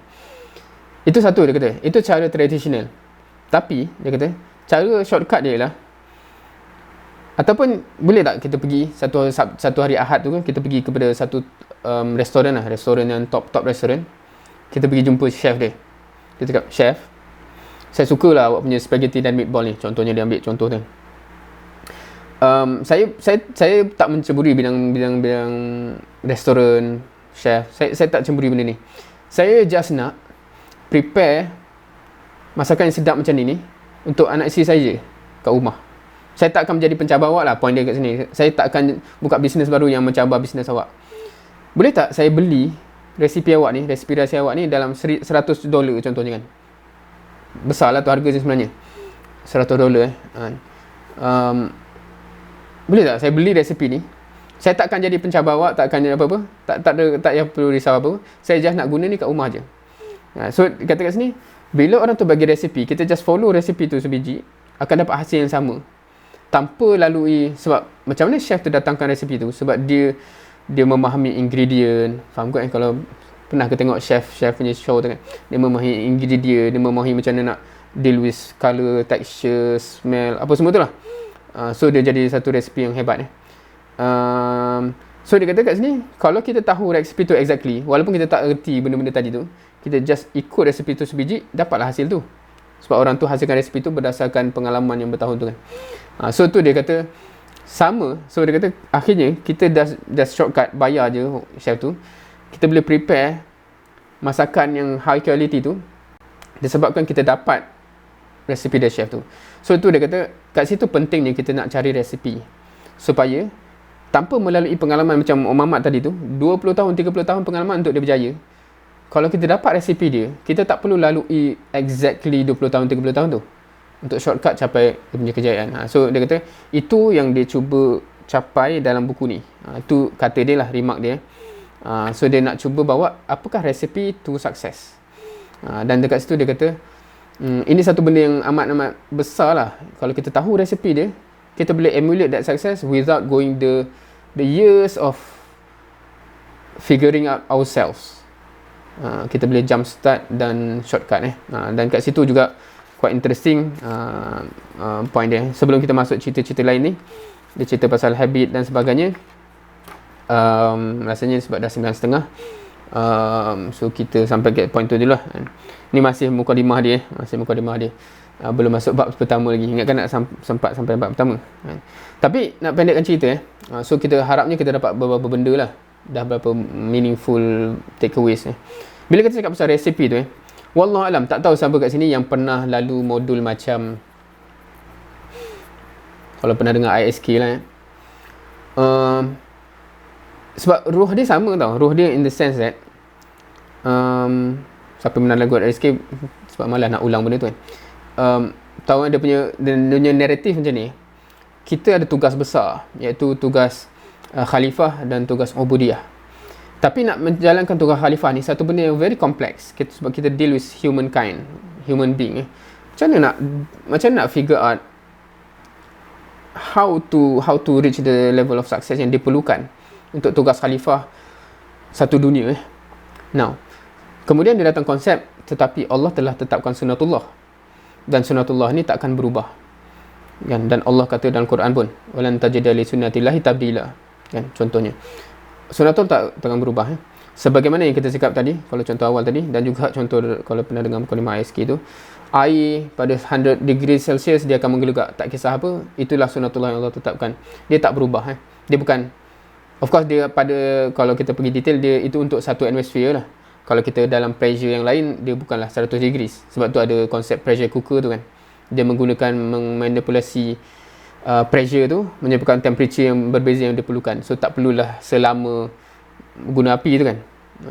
Tu dah cerita, faham kot kalau yang ada pressure cooker kat rumah. Anyway, nak cakap apa tadi? Even masak nasi pun tak selama masak nasi dalam pot biasa, kan, kalau pressure cooker tu, kan. Okay, itu sunatullah. Maknanya kita tahu sunatullah tu, oh kalau pressure tu berubah, kita dapat accelerate dia punya proses. So kita guna, maknanya kita tahu resipi tu, kan, kita tahu sunatullah tu. Dan kalau ikut naratif ISK tu, kita deal with science social. Sebab kita nak cakap ni semua science tulen tadi, temperature lah, pressure. Tapi kita deal with science social. Macam mana kita nak tahu sunatullah, macam mana kita nak tahu resipi, macam mana kita nak tahu formula science social. So dia kata naratif dia ialah, so satu benda yang confirm kita boleh tengok ialah tengok sejarah.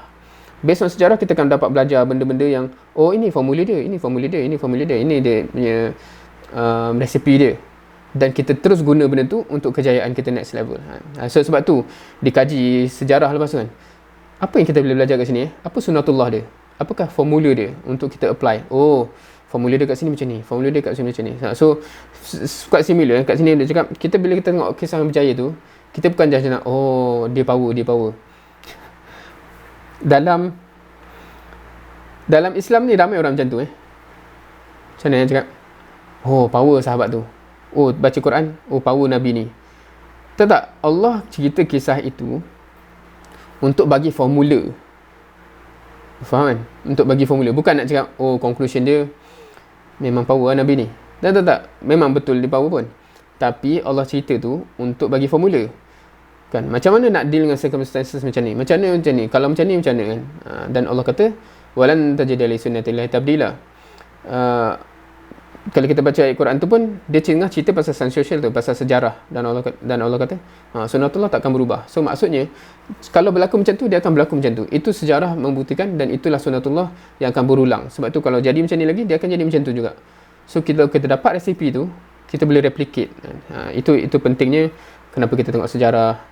Itu pentingnya kalau kita kenapa kena tengok kisah-kisah orang berjaya. Sebab tu kita kena tahu kisah Nabi, kisah Rasul SAW, sirah, kisah sahabat. Sebab kita nak cari formula. Kita bukan just nak, oh conclusion dia memang Abu Bakar ni power lah. Power dia.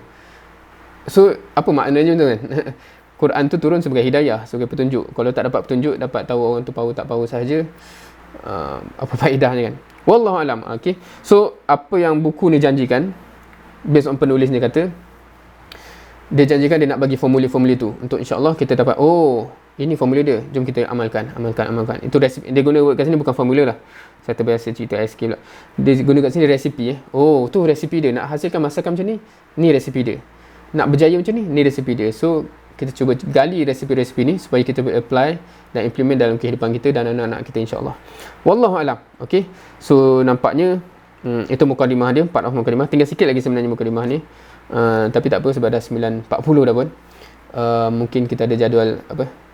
Masing-masing ada jadual masing-masing juga hari ni apa macam-macam yang kita nak amalkan lepas ni. Tak kisahlah sama ada untuk personal capacity punya pembinaan, untuk kejayaan tak serta lagi macam saya sendiri ni kat office lagi tengah marking lagi, ataupun untuk turun ke masyarakat dan sebagainya. InsyaAllah semoga produktif hari ni dan semoga dapat manfaat-manfaat yang dapat digarap jugalah daripada sekadar apa yang dapat dikongsikan hari ni. Ada sebarang komentar ataupun soalan ke sebelum kita wrap up sekiranya ada? Tak sempat sebenarnya. Ingat dalam mindset semalam nak buat Google Form untuk kod-kod ada komentar dalam konteks cara benda ni dihandle, kalau benda kod-kod ada ada suggestion untuk penambahbaikan dan sebagainya. Satu habit yang saya rasa kita kena ada Ni keluar tajuk sikit, tapi very open to feedback lah, constructive feedback saya rasa kita ni amat terdidik untuk tidak ada karakter tu. Setuju ke? Contoh apa saya start dah berapa tahun mengajar subjek engineering ni, nampak karakter yang sama, dan saya rasa bukan hanya budak engineering lah, rasanya ni karakter kita. Bila contohnya di kelas tutorial biasanya saya akan bagi dia dan minta dia exercise ke apa benda. Biasanya saya akan round kelas tu untuk tengok siapa yang okey, siapa yang perlu bantuan dan sebagainya. Boleh agak tak apakah reaksi dia orang bila saya makin dekat? Rasanya siapa yang pernah duduk dalam kelas tahu kan, biasanya dia akan tutup dia akan tutup untuk supaya saya tak nampak apa yang dia tulis, which is quite interesting pada saya. Sebab saya, persepsi saya, bila saya buat benda tu, saya nak tengok siapa yang perlu bantuan, saya nak bantu ni, saya nak bantu. Tapi bila orang tutup maksudnya dia tutup kelemahan tu, maksudnya saya terfikir macam saya nak bantu ni, jangan bantu, tak nak dibantu. Kenapa kita ada sikap macam tu? Kita memang biasanya akan ada sikap untuk tak nak dibantu. Kita tak nak kekurangan kita orang nampak supaya dia tak boleh bantu kita. Secara tak sedar kan, which is quite unfortunate lah. Sebab saya perasan kenapa antara benda yang benefit yang saya dapat dulu secara tak sedar ialah ramai orang yang, kalau kita nak kata phrase dia, go out of their way untuk muhasabah saya ni. Maksudnya bawa satu cerita sebagai penutup sebab tak ada komentar apa ni, tak tahu semua dengar lagi ke tak ni kan. But anyway, okay, siapa yang biasa dengan tarbiyah kan, tahulah pasal usrah Saya dulu masa awal-awal start bawa usrah satu hari tu, tiba-tiba nakib saya, murabi saya, nakib saya tu, dia contact, dia kata, Din, kat mana dan sebagainya. So dia cerita, pendek cerita, tiba-tiba dia kat kawasan tu, sebab dia dari kawasan lain, dia kat kawasan tu, dia kata dia nak lepak jap malam ni, dia ada urusan, dia nak lepak jap, dah tu dia nak. So sebab dia tahu saya ada buat usrah kat satu rumah ni, so dia datang lah lepak, lepas tu buat hal dia kan, saya pun buat usrah, sebab dia tahu saya buat usrah ni. Saya hanya realise lepas tu dia tahu saya buat usrah itu, dia datang. Kemudian dah habis semua tu, baru dia datang, Din, hantar buat usrah macam tu hantar kupas tafsir macam tu Masa tu saya tak realise, saya tak perasan dia punya sneaky dia tu, boleh ke cakap macam tu. Dia rupanya membina alasan untuk boleh observe macam mana saya conduct usrah tu. Dan kemudian datanglah muhasabah yang bertalu-talu Dan saya bertuah dapat ramai orang macam tu yang go out of their way untuk improve saya punya kelemahan dan saya rasa tak ramai orang dapat opportunity tu. Dan kebanyakan kita, kalau kita tahu murabi kita, nakib kita, supervisor kita, siapa-siapa, mentor kita nak observe kelemahan kita, kita biasanya akan tutup Tapi benda tu sebenarnya amat merugikan diri sendiri. Sebab macam mana kita nak kekurangan kita tu dikurangkan, maknanya kita tu di-develop, kalau kita tak membuka peluang untuk orang yang lebih mahir untuk tengok dan bagi feedback Sebab tu from there on, saya sentiasa menjadi orang yang amat suka dengan feedback Kalau orang dah bagi komen tu, komen bagus tu, alhamdulillah lah. Tapi biasanya nak tengok kat mana yang rupanya saya tak perasan, kat situ kena improve kat sini. Kalau dulu sepanjang saya masa di Eropah, di Perancis dulu alhamdulillah Allah bagi kesempatan, banyak peluang lah untuk sampaikan daurah di negara-negara sekitar Eropah mainly di Perancis, di Czech Republic, di Poland, di Jerman, pernah juga di Moskow. Antara habit saya dulu ialah saya suka rekod dulu masa tu tak ada video ni, saya rekod audio MP3. Dan biasanya kalau kat dalam Perancis tu biasanya driving lah, berapa jam nak pergi tempat daurah tu kan, 3-4 jam, 4-5 jam. Kalau tak pun, kalau Eropah tu naik train dan sebagainya. Habit saya ialah habis je daurah tu, on the way back saya biasanya akan dengar balik. Dan biasanya kat situ, sebab saya suka muhasabah diri saya lah, macam dengar balik, lah kenapa cakap macam tu, kenapa tak buat contoh, kenapa contoh tu macam tu. Dan dia jadi mental load untuk next time improve kan. So saya rasa itu adalah proses yang kritikal untuk kita ada lah sebenarnya. Dan sebenarnya saya cerita benda ni ialah mengharapkan semua orang boleh bagi feedback lah, kalau ada, especially kalau benda-benda yang dia rasakan kalau improve benda tu kan bagus. So insyaAllah dia bermanfaat untuk saya sendiri dan juga untuk sesiapa yang mendengar lepas tu nantilah, insyaAllah kan. So harapnya kita ada saham-saham saling mengimprove diri kita masing-masing dan kita sepatutnya jadi amat open kepada komentar. Sebab kadang-kadang kita tak tahulah sensitivity Melayu ke, kita amat terguris hati kot, tak tahulah kan, nanti kecil hati. Mungkinlah ramai orang yang masih macam tu, tapi saya mengharapkan semua orang terdidik untuk benda tu hilang. Macam apa nak kecil hati, kan itulah yang paling kita perlu untuk kita develop to the next level, insyaAllah. Wallahualam. So itu sekadar kata-kata penutup tambahan dari personal. So hari ni kita dah cover beberapa muka surat dalam mukadimah buku ni. Dia tak panggil mukadimah lah, dia panggil introduction. Bahasa Inggeris kan. Buku ni harapnya ada manfaat yang diperolehi oleh yang mendengar. InsyaAllah rasanya tak ada komen, tak ada apa dah ni. Sekiranya dia boleh je tulis, insyaAllah tak ada masalah. So sekiranya tak ada apa-apa, insyaAllah nanti bagi yang dah register tu, nantikan je lah bila akan diupdate. Next kita akan ada masa bila Wallahualam minggu depan hari raya haji So wallahualam minggu depan macam mana, adakah saya akan travel ke kampung ke apa benda, adakah boleh travel ke tak, takut PM akan kata apa-apa dengan peningkatan COVID recently tu kan. Wallahualam. So kita tengok macam mana. Saya tak dapat janjikan lagi minggu depan macam mana, sebab kebetulan hari Jumaat tak silap hari raya haji kan. So tengoklah Sabtu Ahad tu macam mana. Tapi bagi yang dah register tu, insyaAllah memang akan diupdate lah dalam kalender tu. Just tengok bila ada update. Tapi biasanya dah dekat hari Khamis Jumaat baru saya akan tahu dan saya akan update dalam kalender tu lah. Adakah akan ada Sabtu, ada Ahad, ataupun mungkin minggu tu tak dapat dibuat. Wallahualam. Semoga Allah rahmati kita semua, insyaAllah. Semoga bermanfaat dan sebarkan manfaat-manfaat ini, insyaAllah, sekiranya bermanfaat lah. Wallahualam. Sekiranya tak ada apa lagi, insyaAllah kita tangguhkan sesi kita pada pagi ni.